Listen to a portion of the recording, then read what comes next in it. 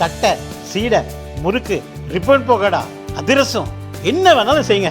ஒரே ஒரு 5 லிட்டர் இதய மந்த்ரா கடல் எண்ணெய் பேக் ஒரு மாசம் முழுசுக்கும் அத்தனை சமையல முடிச்சு விடலாம். இதய மந்த்ரா. தீ விபத்து பாதிக்கப்பட்ட மக்களுக்கு உதவி செய்வதற்காக வந்த தாவேகா நிர்வாகிகளை காவல்துறையால் தாக்கப்பட்ட தாவேகா தலைவர் அறிக்கை கொடுத்தார். அது கடந்து சென்ற விவகாரம்.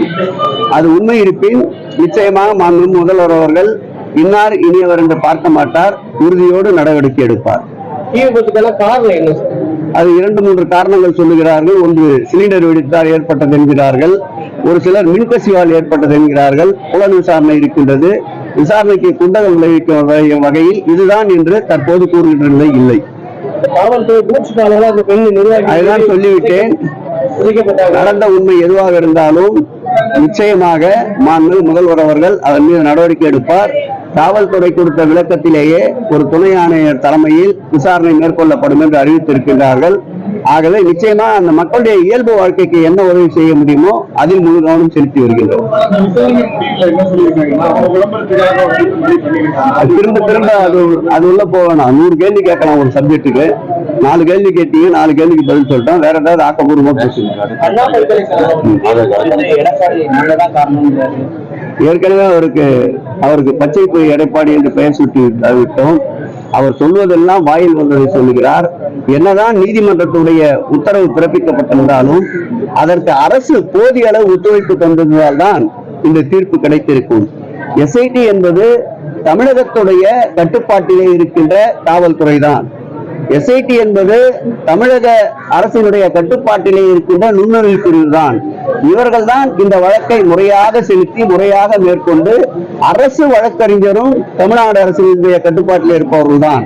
இவர்கள் இந்த வழக்கை துரிதப்படுத்தியதால் தான் 5 ஆண்டுகள் கழித்து தீர்ப்பு பெறப்பட்ட பொள்ளாச்சி சம்பவத்தை போலல்லாமல் 5 மாதங்களில் தீர்ப்பை தந்து சட்டத்தின் ஆட்சிதான் தமிழகத்திலே நடக்கின்றது என்பதை நிரூபித்திருக்கின்ற முதலமைச்சரை பாராட்டுகின்ற மனமில்லை என்றாலும் இது போன்ற வசைபாடுகின்றதை தவிர்த்தால் இது போன்ற மென்மேலும் நடைபெறுகின்ற குற்றச்சம்பவங்களுக்கு விரைவு நடவடிக்கை எடுக்கின்ற அதிகாரிகளுக்கு உற்சாகமாகவும் ஊக்கமாகவும் இருக்கும்.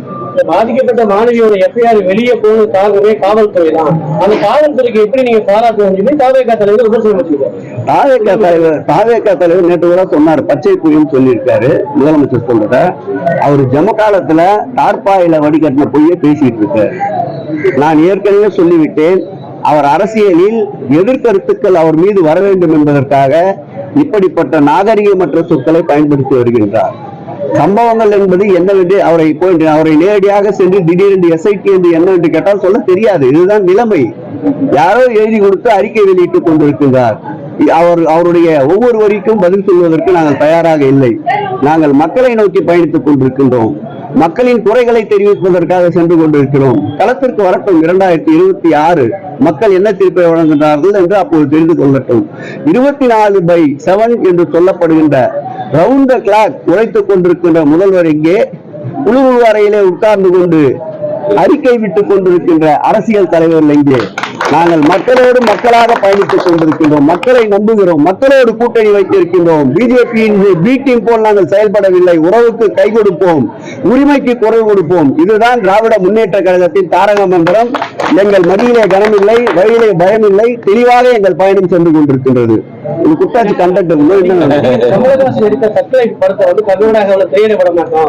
அதற்கு உரிய பதிலை கமலஹாசன் அவர்களும் சொல்லிவிட்டார், திருமாவளவன் அவர்களும் சொல்லிவிட்டார், பாமக தலைவர் ராமதாஸ் அவர்களும் சொல்லிவிட்டார், ஒட்டுமொத்த தமிழகமும் சொல்லிவிட்டது. தமிழ் மொழி குடும்பத்தில் இருந்தா பிரிஞ்சதுதான் கன்னட மொழி. அது மொழி ஆய்வாளர் யார் சொன்னாரோ சொன்னவருக்கு உண்டான பதில் சொன்னவரே திரும்ப சொல்லிவிட்டாரு. இதில் எனக்கு என்ன இடையில் பஞ்சாயத்து செய்வதற்கு இருக்கின்றது?